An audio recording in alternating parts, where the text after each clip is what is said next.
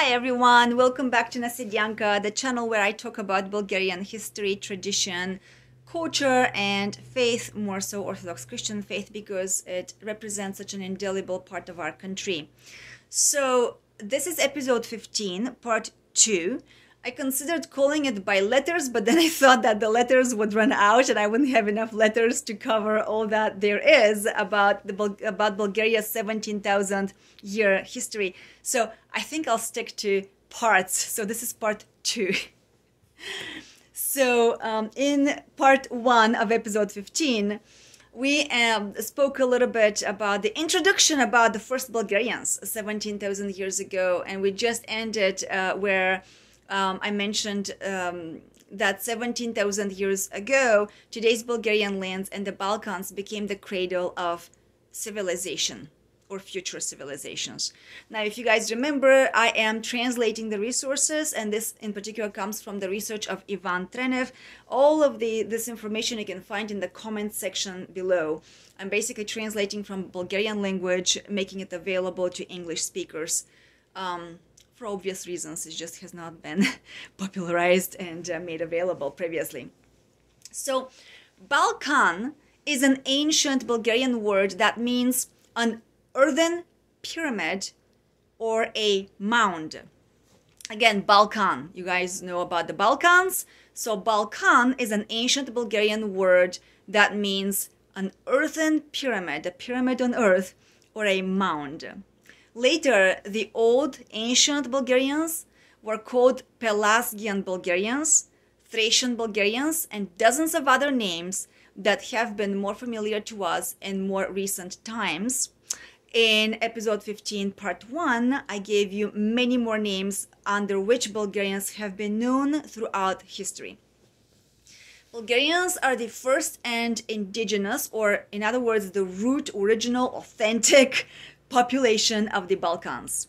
From the 15th century BC to the 7th century AD, the country of the Ara-Ura territory was called Idel. And episode 15, part 1, I covered how this relates. This is Bulgaria. From the 7th to the 14th century AD, it was called Bulgaria after the main name of the 7 family ancestry lines, in other words, Bulgarians. Bulgari, or Bulgarians, means Bulg, B-U-L-G, which means exalted, and Ari, A-R-I, means free. And again, Bulgarians are the B-U-L-G-A-R-Y-A-N-S, Bulgarians. So this is the exalted and the free people. That's what it means. About 10,000 years ago, in the first country of mankind, Bulgaria, IDL, the most ancient monotheistic religion in the world, arose, and then it became dominant. Bulgarians called it Tangrianism in honor of the god Tangra. That's how they called him. Tangra basically has no image according to ancient Bulgarians. He is all visible and invisible. He is the mind. He is the consciousness. And these are very special words in Bulgarian language. For any one of you guys who speaks or has ever studied Bulgarian language, you would know that the words resound, they resonate with our hearts and minds and with our psyche. So I'm doing my best to translate here in English.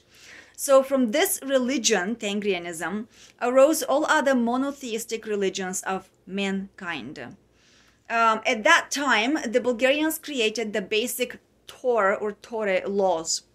The laws in the cultures of the Middle East and the Justinian and Napoleonic collections were based on those laws.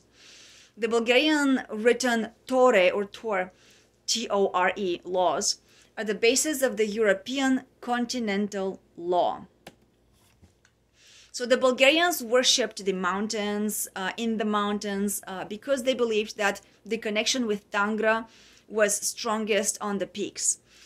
When they descended from the mountains to other parts of the world, the Bulgarians began to build models of the mountains, such as pyramids, which were built temples with many steps and smooth walls. So I'm going to end here today. Still keeping these as short as possible, but I want to talk to you about migrations a little bit in part 3.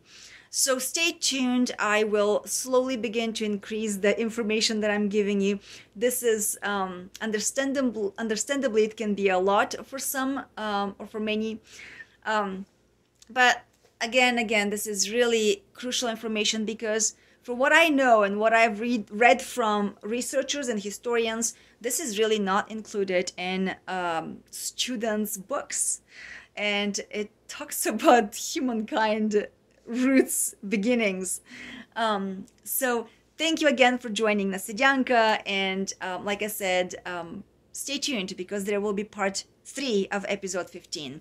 Thank you, and I hope you have a great day. Bye-bye.